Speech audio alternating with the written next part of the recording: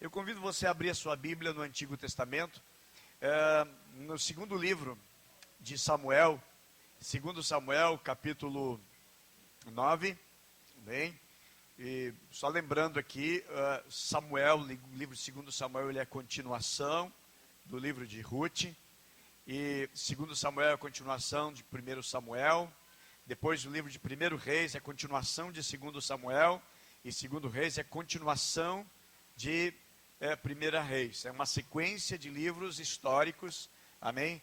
E é dentro desse contexto que nós vamos ler o capítulo 9, os primeiros versículos.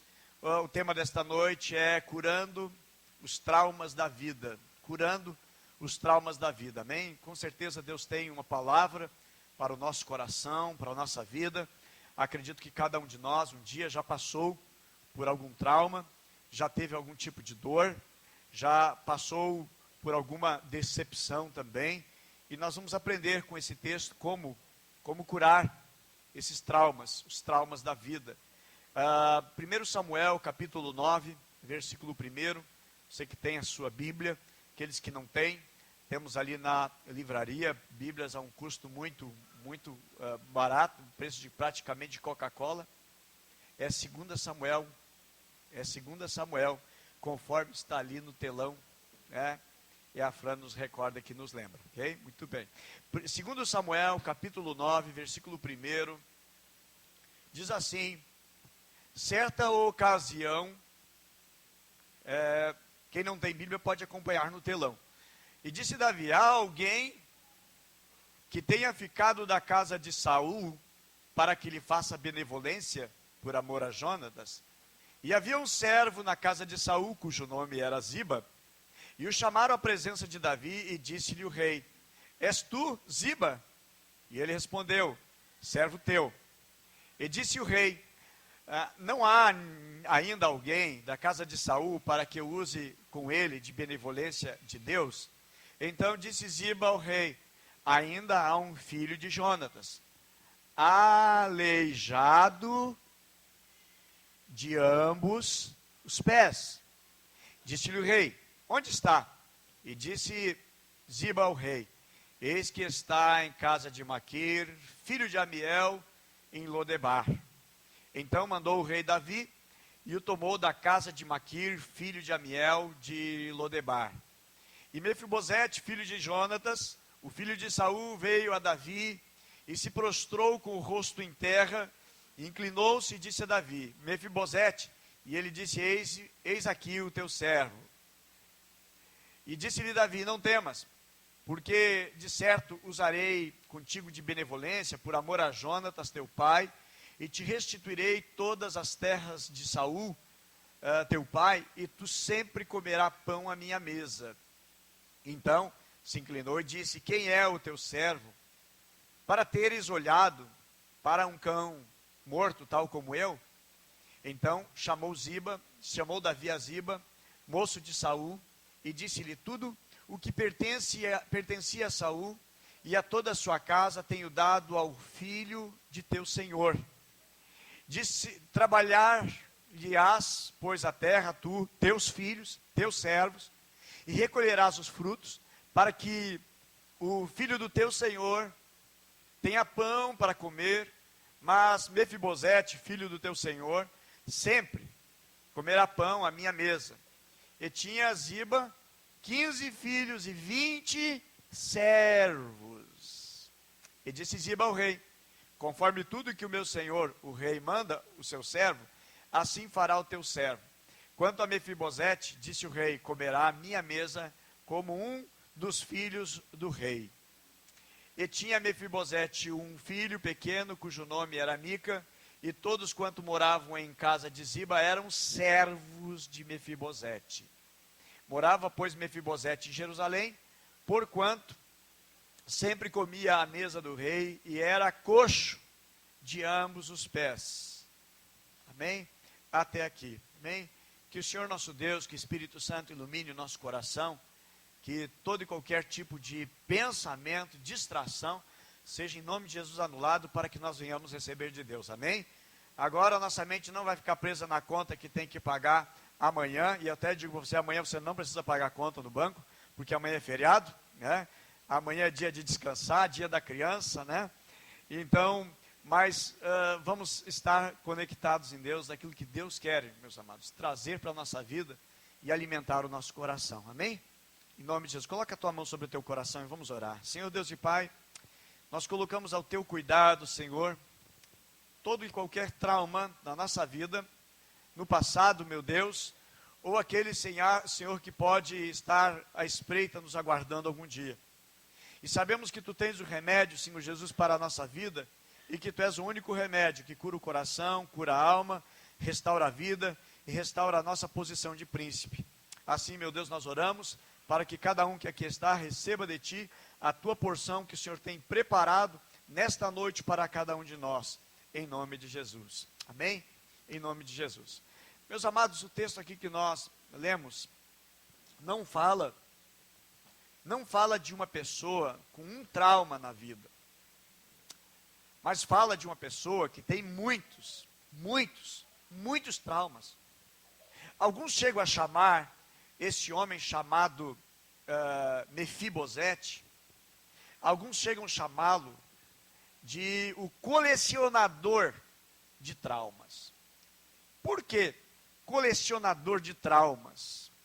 Primeiramente, o que é trauma? A palavra trauma, no seu vocabulário grego, significa ferida. Algo que machucou. Já no contexto psicológico, é uma interferência muito forte. É uma interferência muito violenta.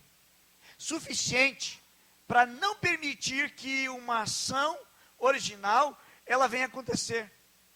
Tendo, assim, a capacidade de mudar o rumo e dando um direcionamento da vida diferente, de forma que a pessoa, ela fique afastada por forças externas do projeto de vida.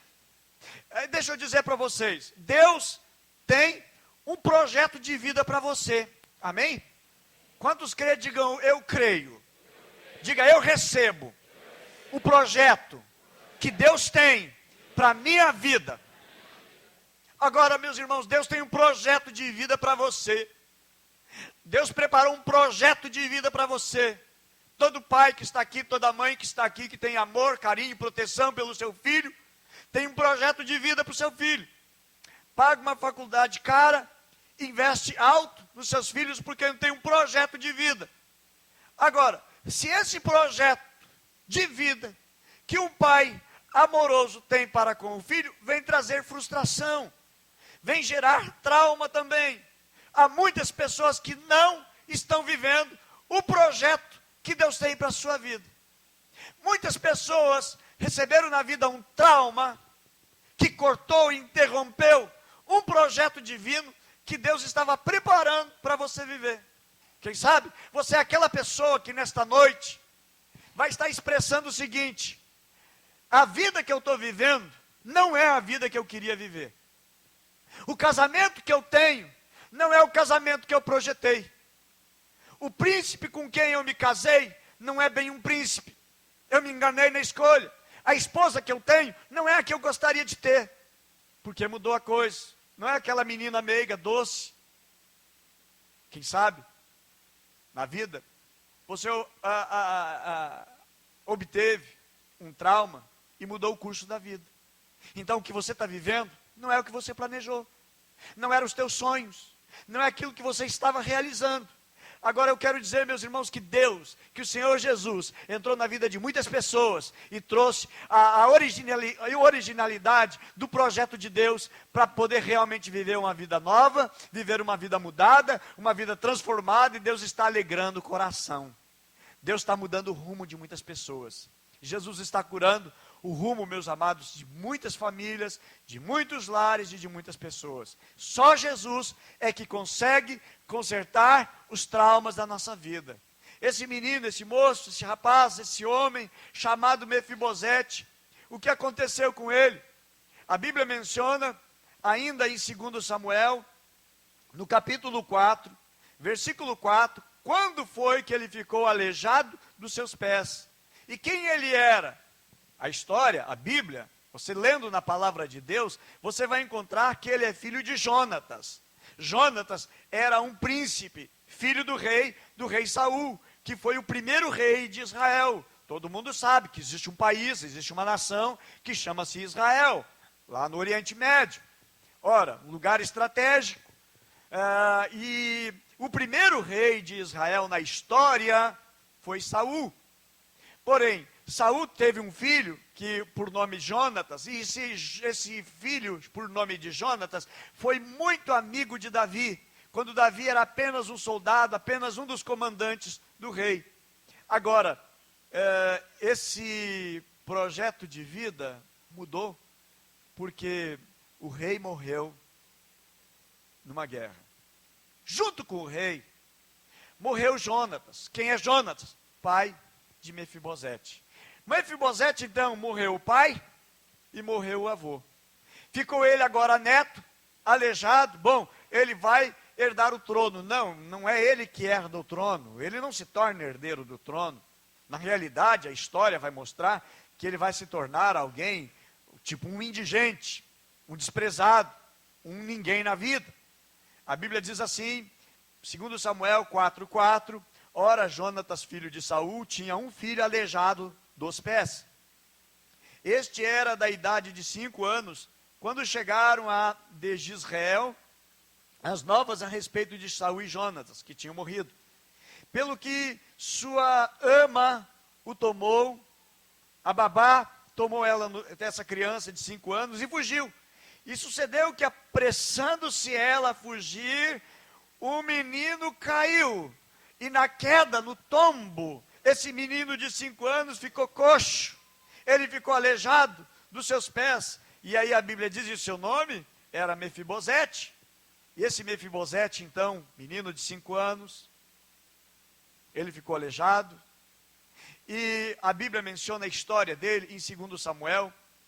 Narra a história desse menino, essa criança de 5 anos, filho de rei, neto de rei. Ele seria um príncipe em Israel, quem sabe lá no futuro seria o rei da nação, certo? Era para ser um príncipe.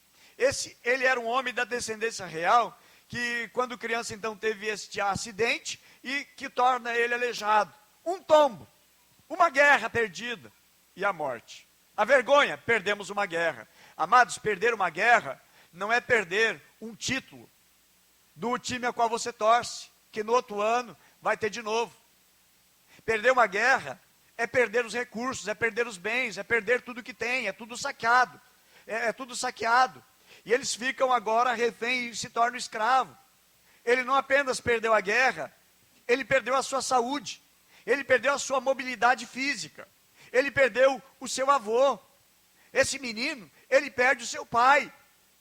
E a sua dor é tão grande que perdeu o seu pai, perdeu os tios, perdeu os primos na guerra. E vários outros fatores também começam a mudar a vida dele e a história dele. Ora, o projeto de vida que era diferente do que o seu pai tinha para ele. Meus amados, Deus é nosso Pai Celestial, segundo nós falamos. E o Pai Celestial, nosso Deus, tem um projeto. O projeto de Deus para a nossa vida é bom. A Bíblia diz que a vontade de Deus é boa, é perfeita e é agradável. A vontade de Deus para a nossa vida é perfeita, é boa, é agradável. Agora esse menino, ele não está tendo aquilo que é projetado pelo seu pai. E o que fez ele afastar-se então da sua posição de príncipe, onde ele seria um príncipe. A Bíblia menciona em 2 Samuel capítulo 4, versículo 4, que foi uma queda.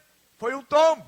Muitas vezes na nossa vida é um deslize, é um pecado, é um escorregão, é uma vacilada, é a falta de vigilância. Nos faz cair, nos faz entrar por um caminho que muitas vezes é um caminho que parece não ter volta, parece não ter mais uma saída.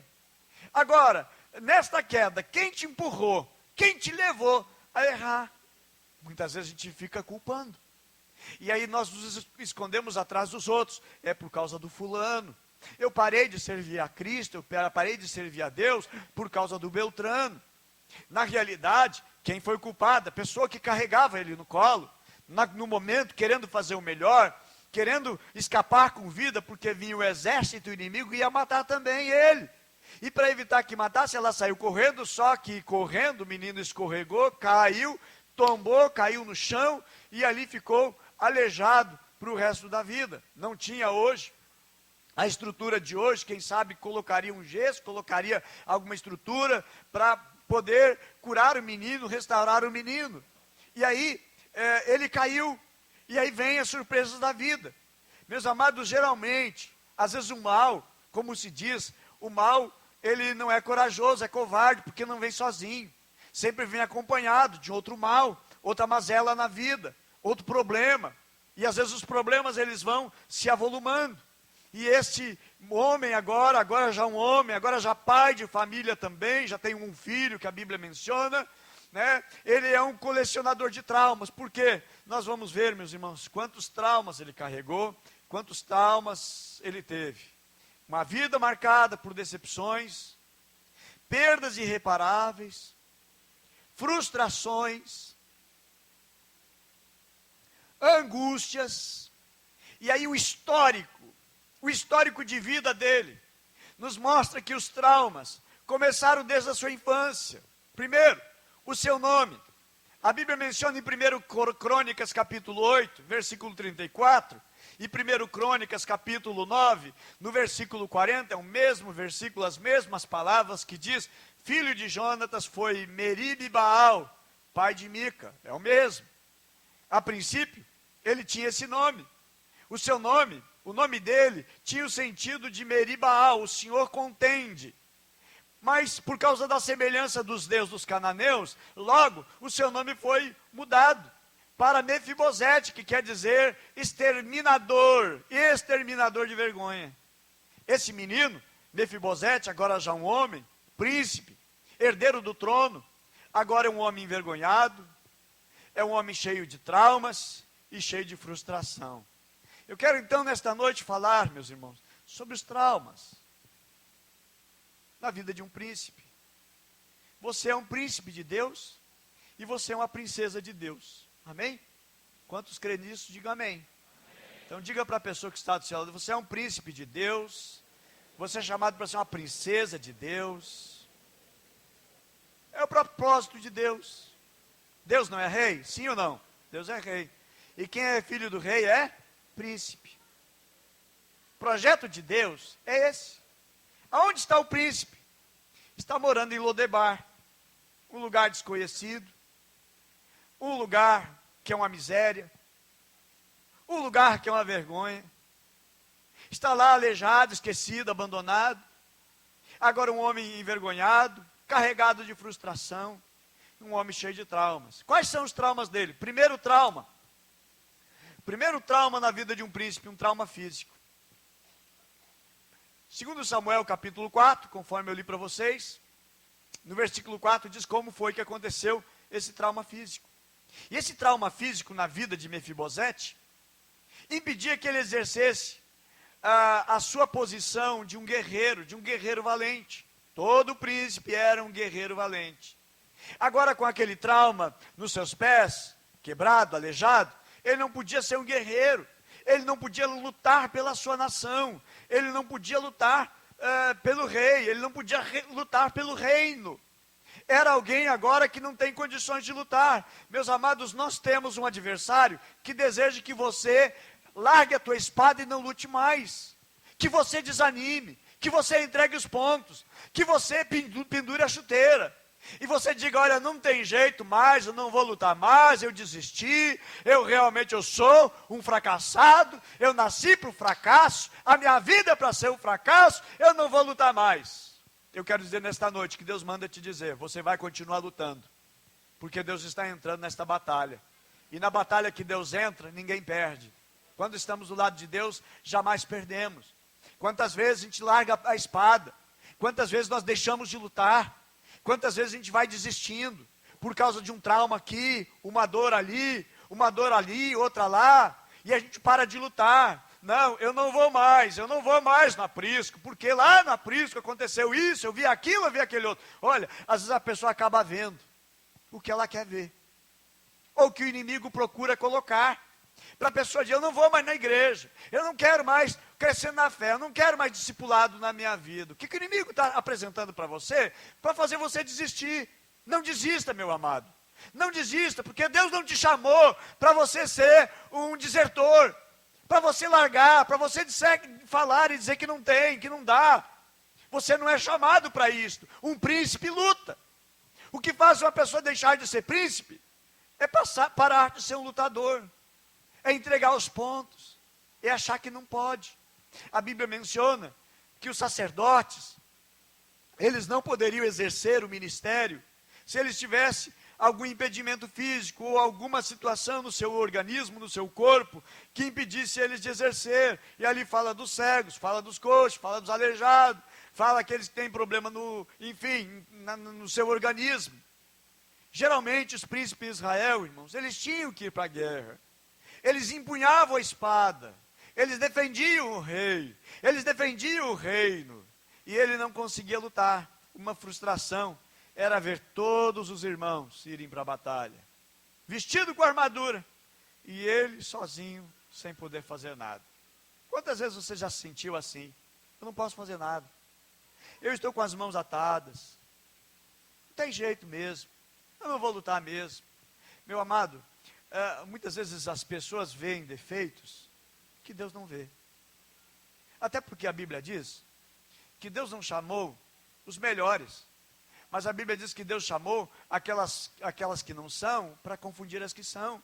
Deus não chamou os mais sábios, os mais entendidos, mas sim, Deus chamou os mais pequenos, os desprováveis, os improváveis. O Senhor Jesus diz em Mateus, capítulo 11, versículo 25, uma oração de Jesus, Senhor, graças eu te dou, porque ocultastes estas coisas aos sábios e aos entendidos, e revelou aos pequeninos. Quem é que diz para você que você não pode, que você não consegue? Meus amados, nós só não conseguimos quando o Senhor não é conosco. Agora, se Deus é conosco, nós enfrentaremos um dos piores dos inimigos. A Bíblia diz que Deus era com Davi, e Davi foi e lutou contra o gigante, que ninguém tinha coragem de lutar, mas o que aconteceu? O Senhor era com Davi, não importa onde estivesse. A Bíblia diz que o Senhor era com José, estava ele na cadeia, mas Deus tira ele da cadeia, da prisão, e coloca ele para ser um príncipe lá no Egito, para se tornar o grande administrador, o braço direito de Faraó. E quem ele era? Alguém que poderia dizer, eu não posso lutar, eu não posso ir para a guerra, impedimentos físicos. O segundo trauma da vida dele, o primeiro é o trauma físico. O segundo trauma é um trauma familiar.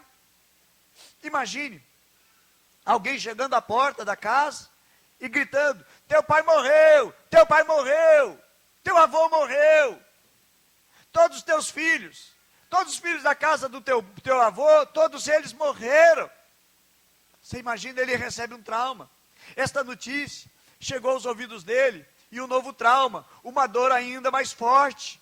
Já tem um trauma físico, agora um outro trauma, morreu teu pai, perdas na família, laços que estão no coração, que estão na alma. Agora perdeu também a sua família, ele perdeu a paternidade. Isso aqui que nós temos ministrado, falado, esse ano de 2015, paternidade, como é ruim não ter quem esteja nos protegendo, nos guardando, investindo na nossa vida, dizendo, olha, eu acredito em ti, eu vou investir na tua vida, eu estou torcendo por ti, vamos lá. Alguém que incentiva, alguém que pega e nos empurra, nos ajuda a andar. Um pai é alguém que nos empurra a andar, um pai é alguém que nos mostra o caminho, alguém que nos incentiva. E agora morreu, quem incentivaria ele? Além de aleijado, está ele, órfão, sem pai, sem alguém que vai dar para ele uma identidade, sem alguém que vai incentivar, vai motivar, vai dizer, vai filho, Meus amados, nós trabalhamos aqui na igreja, temos trabalhado com discipulado, aquela paternidade espiritual, aquele cuidado, e é aquele pai que está lá investindo, semana após semana, ministrando, orando, intercedendo, jejuando, clamando, buscando, está ali, na brecha, está intercedendo pela vida da pessoa, como Jesus também intercedia pelos seus discípulos, conforme a Bíblia nos menciona, a oração sacerdotal no Evangelho de João. E agora ele não tem um pai. Ele perdeu, é um trauma. A dor de perder um pai, é algo que quem já perdeu um pai, sabe a dor que é, sabe como é difícil perder um pai. E ele perde também seu pai, perde o seu avô. Houve um trauma na família. Quantas pessoas tiveram a sua vida quebrada por um trauma na família? Uma separação, um divórcio, o pai que abandonou a casa, a mãe que saiu de casa, alguém que resolveu quebrar os pratos dentro de casa, desfazendo a estrutura. Ele teve um trauma familiar agora, ele perdeu a sua estrutura. Esse homem, além de um trauma físico, ele tem um trauma familiar. Terceiro trauma que ele tem, terceiro trauma na vida dele é um trauma emocional. As dores físicas,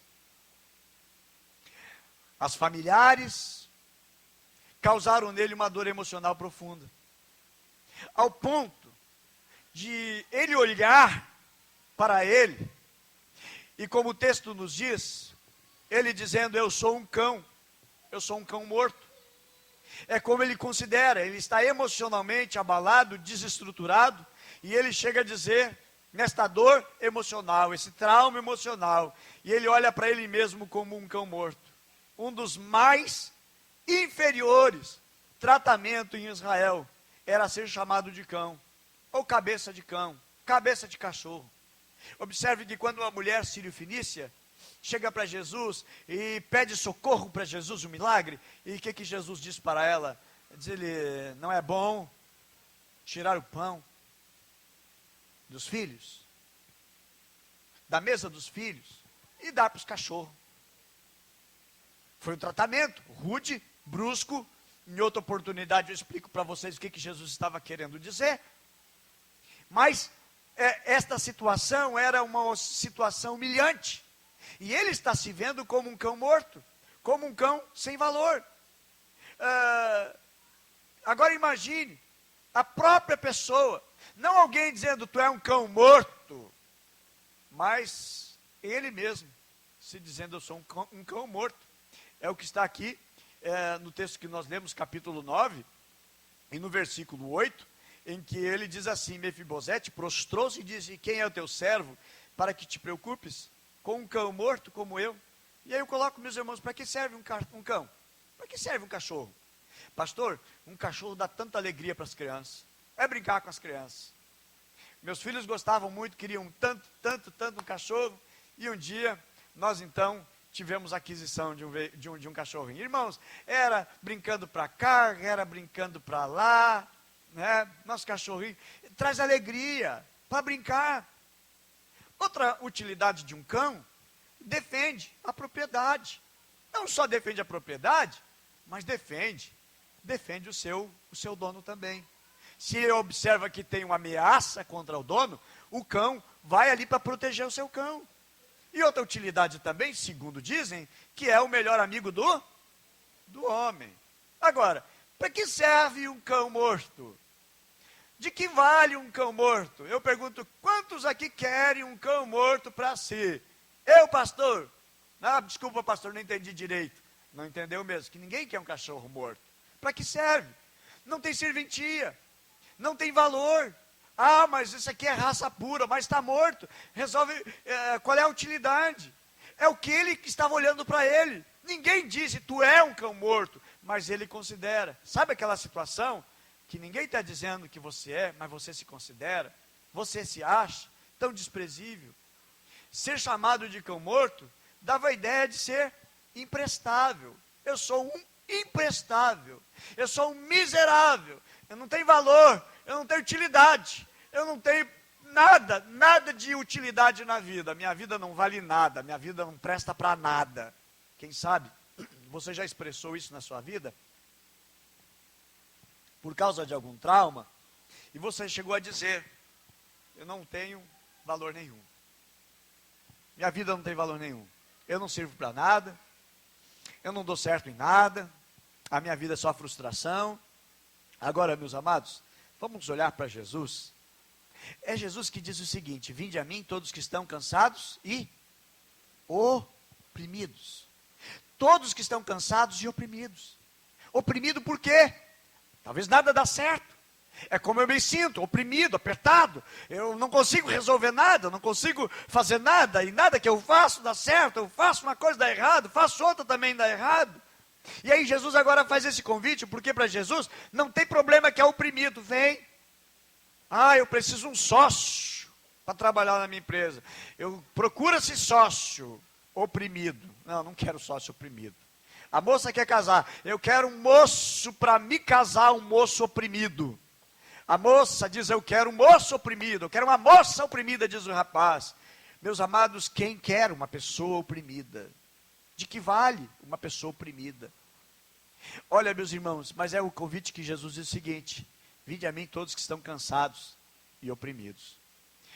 O que eu vou ajudar em Jesus? O que eu vou fazer para Jesus? Nada. Mas a situação toda, meus irmãos, é o que Jesus vai fazer por mim. Na realidade, nós não podemos fazer nada para Deus, ou por Deus, mas na realidade, o nosso Deus é que fez tudo por nós. Foi Ele que pagou um alto preço, foi Ele que pagou um valor alto por nós. E esse menino, então, esse homem agora tem um trauma físico, ele tem um trauma familiar, ele tem um terceiro trauma que é um trauma emocional. E o quarto trauma que ele tem é um trauma social. Esse trauma social era consequência já do trauma físico, do trauma familiar e também do trauma emocional. Esse trauma social em que Mefibosete é levado a um lugar chamado Lodebar, que significa sem pasto, lugar de esquecimento, um lugar onde ovelha nenhuma poderia viver, não tem pasto, não tem vida, é um deserto. Quem sabe exatamente é o que você está passando, é o que você está vivendo, um lugar sem vida, um lugar que não tem esperança, é um lugar que não tem, é assim, eu estou indo para lá porque eu não tenho para onde ir mesmo, não tenho aonde viver, então eu estou indo para lá, a minha vida está sendo assim, eu estou vivendo numa Lodebar, num lugar que não tem pasto, num lugar que não tem alimento. A minha vida com Deus já não tem mais pasto, eu já não consigo me alimentar, eu já vivo uma miséria espiritual na minha vida, eu estou vivendo uma Lodebar. Mas olha só, o convite de Davi, que aqui representa agora a pessoa do Senhor Jesus, diz para ele o seguinte: sai de Lodebar e vem para Jerusalém. Tu vais comer na minha mesa. Comer na mesa do rei, meus irmãos, é comer pudim todos os dias, é comer comida boa todos os dias, é comer churrasco, espeto corrido todo dia, do bom e do melhor, é comer na mesa do rei. E eu pergunto, você quer comer no lugar que não tem pasto, não tem comida, ou comer no lugar que tem banquete todo dia? O convite do rei é para a gente comer do bom e do melhor e viver com aquilo que ele prepara para nós. É Davi mesmo que diz: prepara-me uma mesa na presença dos meus adversários. Mas ele está no caos social, ele está vivendo num lugar de dificuldade, ele não está vivendo num lugar de riqueza, ele não está vivendo num momento, num auge social da vida, em que ele é famoso, que ele é grande, ele é aplaudido, ele é respeitado, e é chamado: o príncipe está chegando. Não, o príncipe mora num lugar sem pasto. O príncipe está morando num lugar de miséria, ele está morando num lugar desprezível, ele está vivendo um caos social, um trauma social também. Era uma cidade, Lodebar, era uma cidade destinada para os miseráveis. Lodebar era uma cidade destinada para os cegos, para os leprosos, para os imprestáveis. E foi um lugar de esquecimento. E esse menino, que agora já é homem, ele está vivendo lá por cerca de 20 anos, 2 décadas, vivendo em Lodebar. Lá ele não é príncipe, lá ele não é ninguém, ele está humilhado, ele está envergonhado, ele está quebrado, ele está doente por fora, ele está doente por dentro, a sua alma está dilacerada, lá ele está esquecido. Agora, meus irmãos, A Bíblia diz, no Salmo 27, verso 10, ainda que meu pai e minha mãe me esqueçam, o Senhor me acolherá. A Bíblia diz em Isaías 49, diz o seguinte, ainda que a tua mãe, ainda que a mãe esqueça do filho que amamenta, o Senhor diz, eu jamais me esquecerei de ti. Pode você ser esquecido para os outros, você não é esquecido por Deus. Pode os outros não dar o preço por você que você vale, mas eu quero dizer que Deus tem um preço sobre a tua vida. E o preço que Ele tem é um preço de sangue, a qual enviou Jesus para morrer por nós, dando a sua vida por nós, trazendo esperança. Quantos de nós estávamos mortos, como a Bíblia diz em Efésios, que nós estávamos mortos nos nossos delitos e pecados, mas Jesus trouxe vida, e Ele trouxe vida, exatamente vida em abundância, como Ele diz, eu vim para que vocês tenham vida, e tenham vida em abundância, bastante, vida mesmo. Tem pessoas que não têm isso, mas Jesus morreu para dar isto. Lucas capítulo 19, verso 10, a Bíblia diz que o pastor, ele vai em busca da ovelha perdida. E aonde está a ovelha perdida? No lugar sem pasto. No lugar perigoso. Em Lodebar. E a Bíblia menciona, meus irmãos, a respeito disso. E o rei Davi tinha um grande amigo. Quando ainda era soldado no exército do seu pai, que era o rei Saul.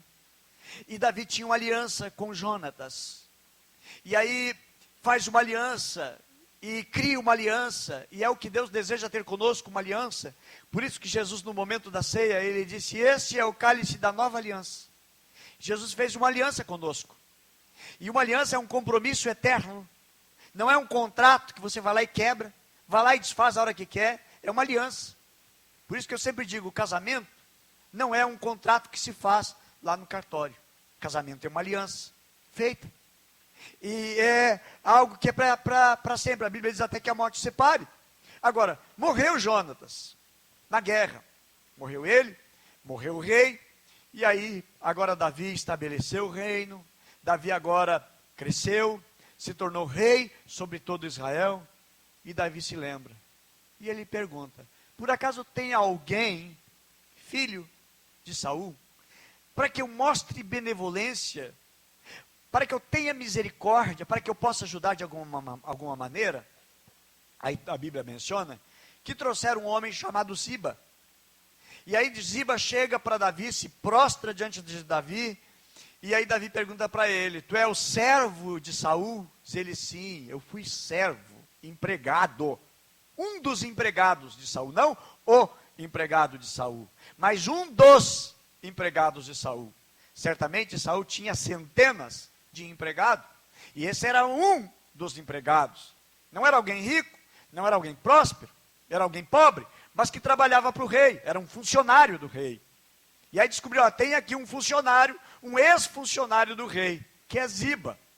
Ele deve saber informação. Muito bem, chamaram o Ziba, e aí Davi pergunta, há alguém da família do rei que eu possa mostrar benevolência, bondade?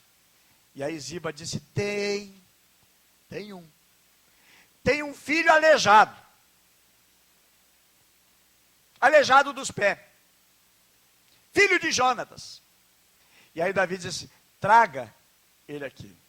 E aí ele diz assim, ó, mas ele está lá em Lodebar. Está lá naquele lugar desprezível. Naquele lugar que não tem pasto, não tem comida, miséria, crise. Mora lá. Diz ele, traga.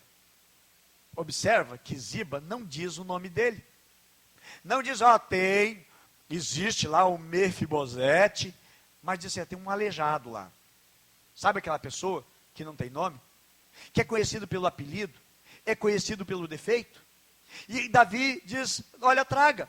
O posicionamento de Davi, meus irmãos, representa exatamente as ações de Jesus para conosco, através da sua misericórdia, através da sua bondade, através do seu perdão, através da sua benevolência. Nós não somos dignos, nós não merecemos perdão nenhum. Na realidade, que o ser humano merece por causa da maldade que está no seu coração, é ser condenado. Mas Jesus veio exatamente para nos tirar da condenação, nos levar para os braços do Pai, nos perdoar, nos abraçar e nos tornar filhos de Deus. E exatamente o que Davi está fazendo. E esse posicionamento de Davi, meus irmãos, que torna ele um homem grande, as suas atitudes. E aí Davi manda chamar esse menino, que também tem um quinto trauma, um trauma espiritual. Por quê? Porque ele está cheio de complexos, ferida na alma, que causaram na vida de Mefibosete. Ele tinha agora uma mentalidade de escravidão.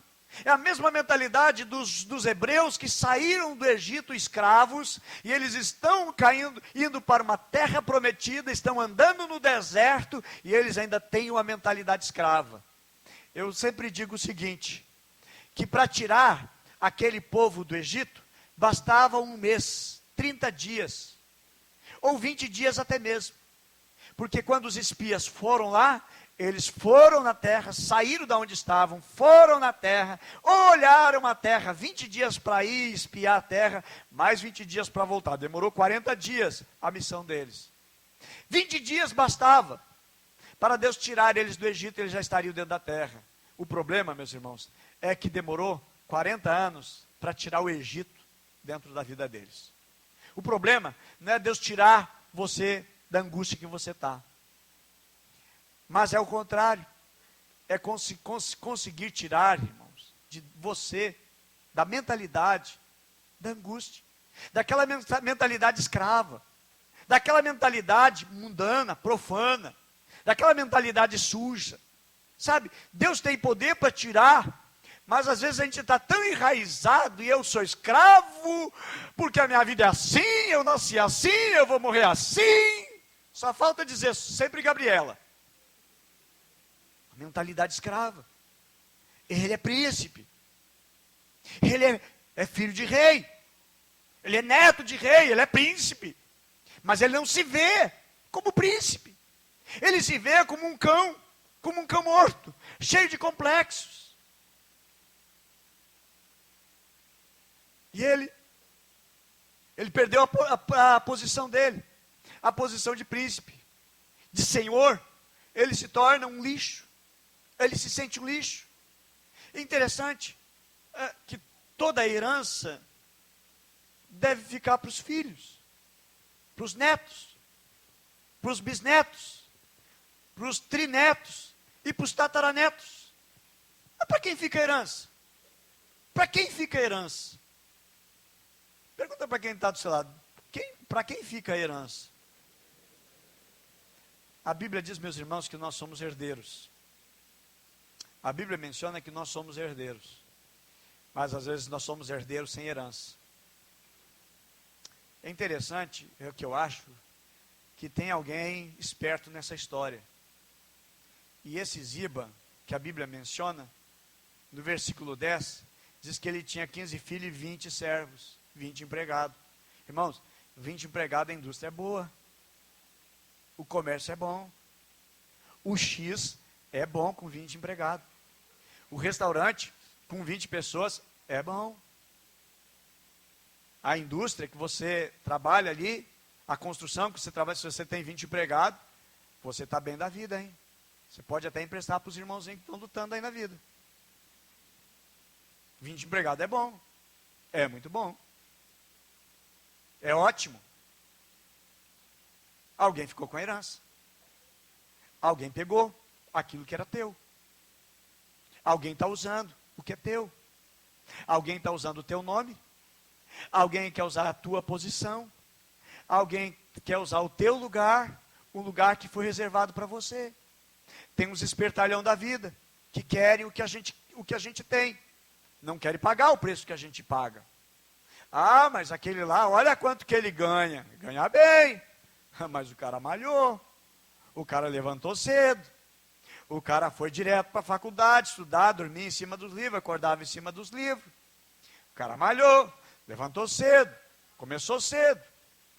Eu vejo aquelas pessoas que ficam aí na rua, catando garrafa, papelão. Eu, quando estava morando aqui ainda, eu levantava bem cedo, eu pegava as garrafas que nós tínhamos, botava bem cedo. Digo, olha, os primeiros, aqueles que levantam bem cedo, vão levar essas garrafas. São merecedor, estão levantando mais cedo. Agora o sujeito levanta 11 horas da manhã, Tá ruim mesmo esse negócio de juntar garrafa. A coisa não está mais, o pessoal não está mais bebendo refri, não é, meu irmão? Porque levantar muito tarde. Tem alguém com a herança. Tem alguém pegando. Tem alguém batendo, bancando esperto. Vivendo de espertalhão. Vivendo como espertalhão. Utilizando aquilo que era para você, alguém está se beneficiando. Tem Jacó no meio da jogada, querendo a herança do irmão, querendo o direito dos outros. E Ziba, aqui me parece, é o que eu interpreto, a minha hermenêutica que eu faço do texto, é que Ziba está se aproveitando daquilo que não é dele.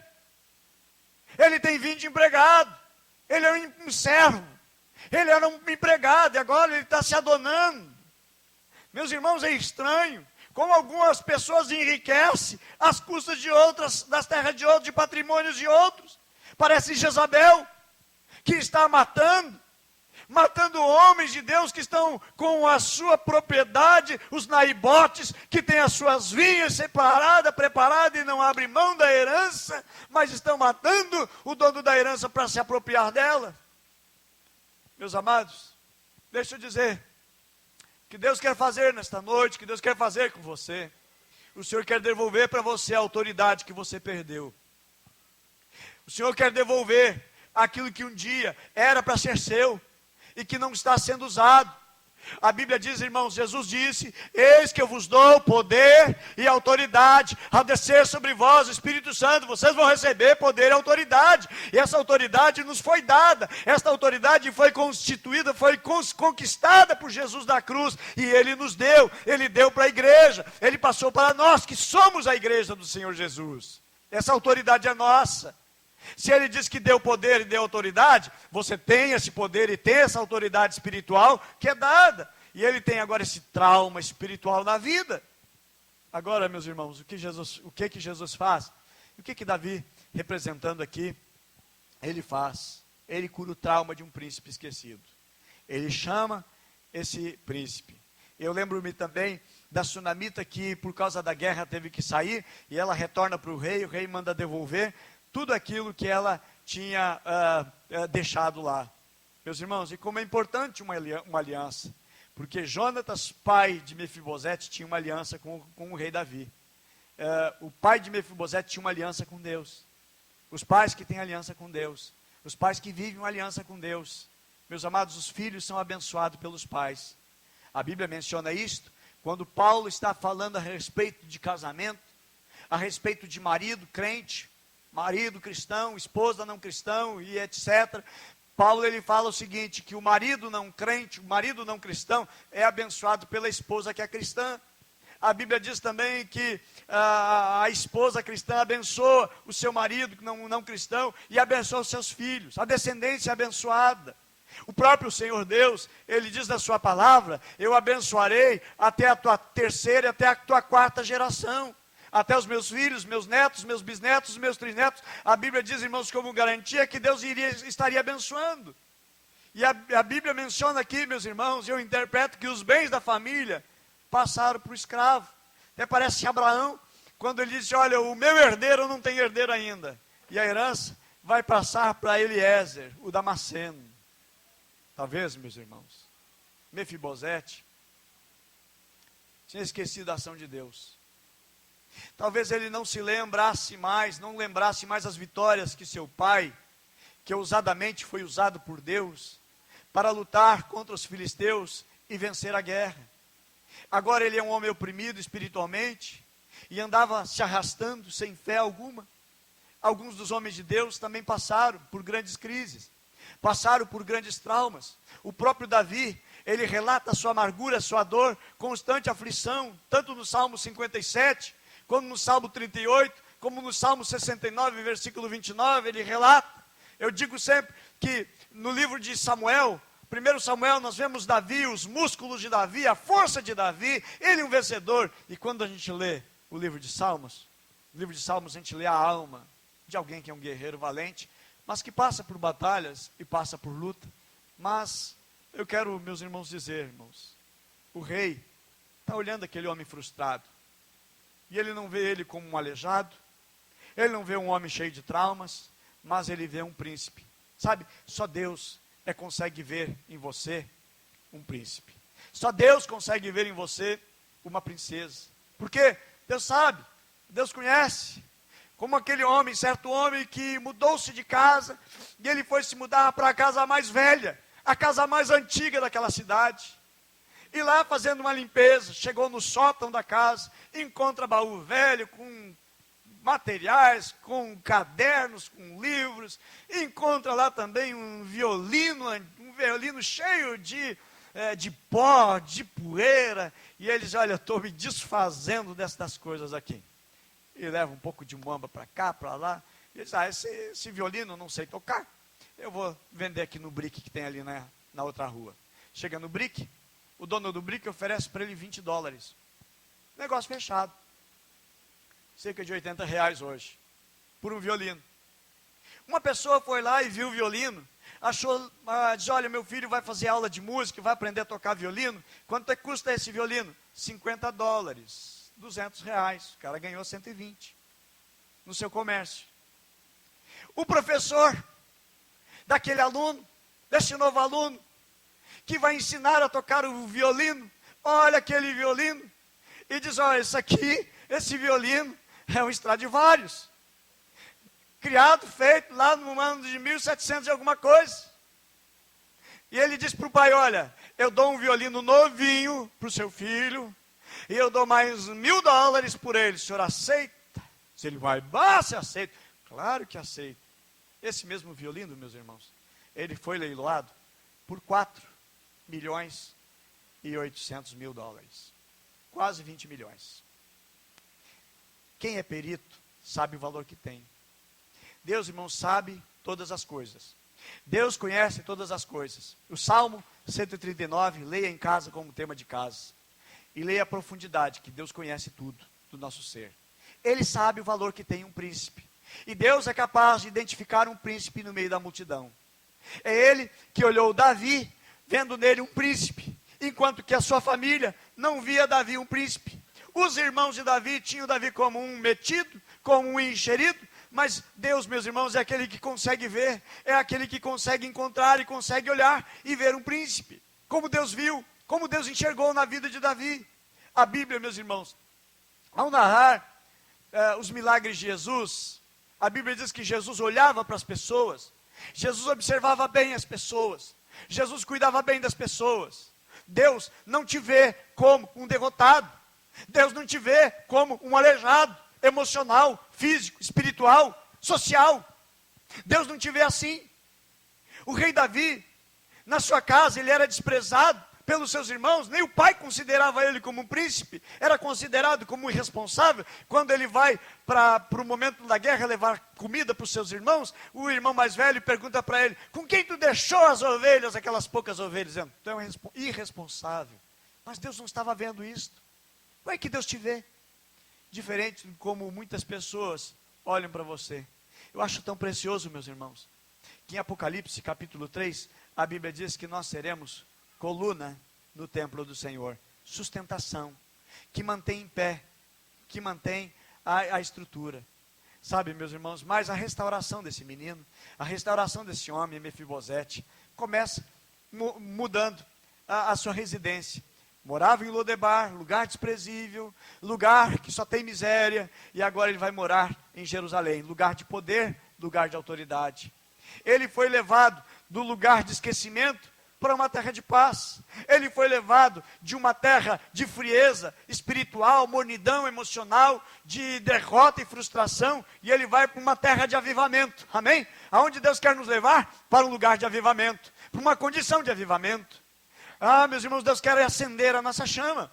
E esta restauração, ela começa por alguns princípios existentes na ação e através da ação pela vida desse homem chamado Mefibosete. Ok? Primeira coisa, meus irmãos. Mefibosete foi ao rei como ele estava, do jeito que estava. E a Bíblia menciona que ele ainda, sendo esta situação, ainda ele se humilha e busca a misericórdia do rei. Segunda coisa, Mefibosete, ele reconhece a sua situação. Para que haja restauração, é necessário, irmãos, é necessário reconhecimento, é necessário confessar. E ele fez isto. E Davi, enquanto não reconheceu o seu estado de pecado, ele diz no Salmo 35, verso 2, que os seus ossos foram consumidos. E é se expor diante de Deus, e orar a Deus, e buscar diante de Deus. Não adianta ficar chorando os problemas para um, para outro, meus irmãos, nós precisamos nos chegar a Deus. A Bíblia menciona também que Mefibosete estava cheio de temor, estava cheio de medo. O texto que nós vemos muito pavor, ele é apavorado, ele é assustado. Mas ele se aproxima, e ele chega na presença do rei. E a Bíblia menciona um final feliz para a história dele. Que a Bíblia diz que ele passou a comer continuamente, todos os dias, o pão na mesa do rei. Comer do bom e do melhor. Não apenas isto, ele foi restituído. Ele foi restituído. Mas como foi feito isto? Primeira coisa, meus irmãos. Davi curou a identidade. E eu quero finalizar com esse tópico, dizendo que Deus, ele vem para curar a nossa identidade. A identidade que ele era, a identidade que ele tinha, era de um escravo. A identidade como tratavam ele, era de um escravo. E na realidade ele era um príncipe. Olha só, meus irmãos, como é que Davi chama? Davi chama ele pelo nome. A Bíblia menciona mesmo em Isaías 43:1, que o Senhor nos chama pelo nome. Quando o texto diz, chamei-te pelo teu nome, tu és meu. A Bíblia diz em João capítulo 10, verso 3, diz que ele chama pelo nome as suas ovelhas. E nós vemos também outros exemplos na Bíblia que Deus está chamando pelo nome. Deus chama Moisés pelo nome, Deus chama Gideão pelo nome. Nós vamos encontrar o próprio Senhor Jesus no caminho de Damasco, quando Saulo está indo perseguir. Deus não diz, perseguidor, coisa ruim, birrento, brigão. Não, meus irmãos, a Bíblia diz que chama Saulo pelo nome. Eu acho tão interessante que diz assim, Saulo, Saulo, 2 vezes. Deus pronuncia o nome 2 vezes, de forma repetida. Por quê? Porque Deus queria dar uma ênfase, colocado na chamada que tinha para a vida dele. De uma maneira carinhosa, de uma maneira assim, solicitando, pedindo, dizendo que eu tenho uma obra na tua vida, eu tenho algo para fazer. Eu acho lindo também, Romanos capítulo 16, que o apóstolo Paulo, ele cita 30 nomes ali. Ele cita nome por nome. Paulo não está chamando ninguém pelo apelido, mas está citando o nome das pessoas. Acho tão precioso isto. Paulo não só sabia o nome de Timóteo, mas Paulo sabia o nome da mãe de Timóteo, sabia o nome da avó de Timóteo. Eram 3 gerações que Paulo menciona o nome delas. São 3 gerações pelo nome. Diz assim, mas também chamou Eunice e chamou também a avó Lloyd. 3 gerações chamadas, guardadas, sabendo e guardando o nome.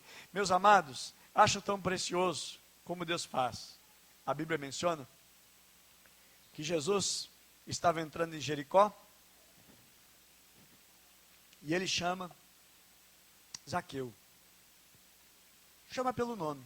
E diz, Zaqueu, desce depressa. Desce rápido. Interessante, chamou pelo nome.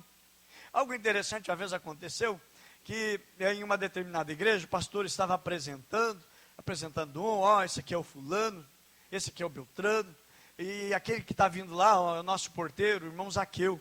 E foi uma coisa assim interessante, assim, dizendo o seguinte, olha, eu já vi muitos nomes, inclusive esse nome é um nome bíblico, mas nunca ouvi ninguém ser chamado de Zaqueu. Eu nunca vi. Aí o pastor disse assim, não, mas não é o nome dele, é por causa do tamanho dele, é baixinho, então nós apelidamos ele de Zaqueu, pelo apelido. Mas interessante, irmãos, que Jesus não chega lá e diz, ô baixinho, desce daí baixinho, desce ô tampinha, desce daí. Jesus nunca chamou ninguém pelo apelido. Ao contrário, Jesus pegou alguns nomes e Jesus trocou.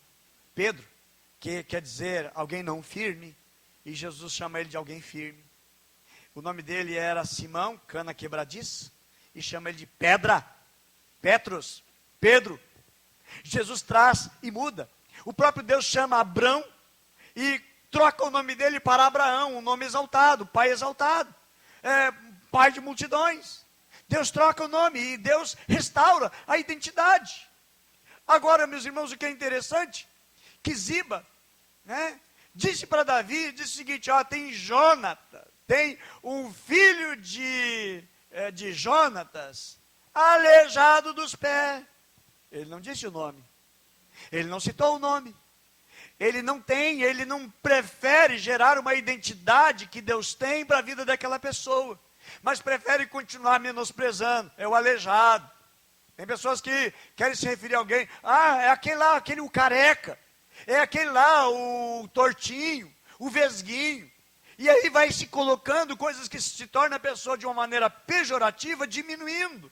Interessante que Davi não diz, aleijado, como Ziba apresentou ele, como foi apresentado para o rei, mas quando o rei chama, a Bíblia diz, meus irmãos, que o aleijado foi a presença de Davi, e o rei chama ele Mefibosete. Não fica colocando nele, depreciando a vida dele, mas está chamando ele exatamente como príncipe. Nós conhecemos, às vezes alguém identifica pela deficiência que a pessoa tem, mas não é como Deus nos trata. Deus não nos olha pelas deficiências, Deus não nos olha pelas limitações, porque a limitação não define uma identidade.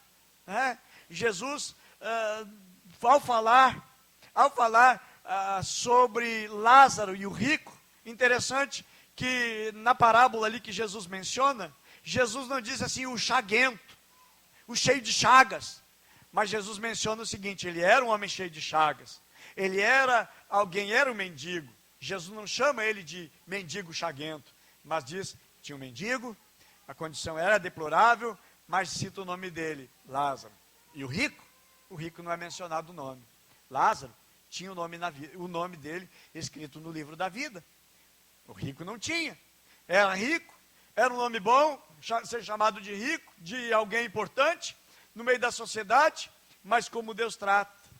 Então, meus irmãos, importante é como Jesus tratava as pessoas, como Jesus trata as pessoas, e como Davi tratou a vida de Mefibosete, restaurou, chamou o Ziba, o espertalhão, e disse, olha, estou devolvendo agora todas as terras, não do pai dele, do avô dele, a herança maior, teus filhos vão arar a terra para ele, vão produzir para ele, vão entregar na mesa dele, para que haja fartura, que haja bênção, que haja prosperidade, que tudo vá bem na mesa da família de Mefibosete. Meus irmãos, o que ele fez? Colocou quem usurpou, quem tirou, quem arrancou, mandou trabalhar para ele. Eu chamo isso aqui, meus irmãos, de uma virada que Deus dá no contexto de uma vida de uma pessoa. Alguém que estava humilhado, alguém que estava cheio de trauma, alguém que já não sente mais que a vida vai dar uma volta, mas Jesus, meus irmãos, tratava as pessoas com excelência. Jesus nunca chamava uma pessoa de maneira a humilhar alguém, mas sempre Jesus olhou com carinho, olhou com amor. Jesus amava as pessoas, e como Jesus amava, olha quem ele procurava, a quem ele ia, aos necessitados, às ovelhas perdidas de Israel. Ele não ia buscar os melhores, Jesus não ficava procurando os empresários, os poderosos, mas ele procurava os pobres. Ele procurava quem? Os que estavam vivendo em condição e dificuldade. Por isso ele diz, graças eu te dou, porque ocultaste as coisas aos sábios e entendidos, e revelou aos pequeninos. Meus irmãos, esse é o amor de Deus. Como Jesus socorria as pessoas, sempre estendendo a mão. Quando Pedro peca, ele estende a mão, lança o seu perdão, estende a sua mão misericordiosa. Como que Jesus olhava para as pessoas? Jesus olhava, meus irmãos, para as pessoas com um olhar de compaixão, com um olhar de misericórdia, com um olhar que era totalmente diferente como os demais olhavam. Como Jesus se relacionava com as pessoas, procurando levar essas pessoas ao Pai. Esse era o propósito do Senhor Jesus. Como foi o olhar de Jesus quando estava na cruz, lá do alto daquela cruz, como foi que ele olhou para baixo, como ele olhou para a humanidade? Ele olhou com misericórdia. A Bíblia diz, meus irmãos, vamos ficar em pé para nós orarmos a Deus. A Bíblia diz que Jesus, quando chegou em Jerusalém, Jesus viu Jerusalém. E a Bíblia diz que Jesus chorou quando viu Jerusalém. Como Jesus olha, como Jesus vê, como Jesus enxerga, com o seu olhar amoroso, com o seu olhar de misericórdia. E Ele acolhe, e Ele abraça. Ele que disse, e Ele que falou: todo aquele que vier a mim, de maneira nenhuma eu lançarei fora. Não tem um pecador que Ele não possa curar. Não tem um perdido que Ele não possa restaurar. Não tem um doente que Ele não possa aceitar. Ele veio para os rejeitados, porque Ele mesmo foi rejeitado. Ele foi rejeitado pelos religiosos da época. Ele foi rejeitado pelos fariseus, pelos judeus, pelos escribas.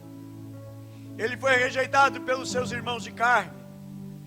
Ele foi rejeitado pelos seus compatriotas. Ele foi rejeitado pelos seus de Nazaré. Diziam para ele: sai da cidade, te mostra o mundo, aqui não vai ganhar nada, aqui tu não vai conseguir nada, vai embora. Certa vez pegaram em pedras para jogar em Jesus. Mas Jesus, meus irmãos, Ele sabe exatamente o que é rejeição, o que é sofrimento, porque Ele experimentou. Ele experimentou o que é ser abandonado pelos seus discípulos. Ele experimentou o que é investir na vida de uma pessoa, e essa pessoa largar tudo e abandonar. A Bíblia diz em Isaías 53 que Ele era o mais rejeitado. A Bíblia diz que nós olhávamos para Ele e fazíamos tão pouco caso a respeito dEle. Sabe, quem sabe nesta noite eu estou falando com algum Ziba, com algum Mefibosete. Quem sabe nesta noite a mensagem é para você que se sente também um Mefibosete. Mas olha a mensagem do rei. A mensagem do rei é: traga Mefibosete. Manda Mefibosete vir. Ele vai comer na minha mesa. Ele vai participar do pão, vai participar do cálice, a ceia. Ele vai estar comigo. E eu quero devolver, eu quero trazer para ele a alegria e a dignidade de um príncipe. O que Deus quer fazer com você nesta noite? Deus quer dar dignidade para você.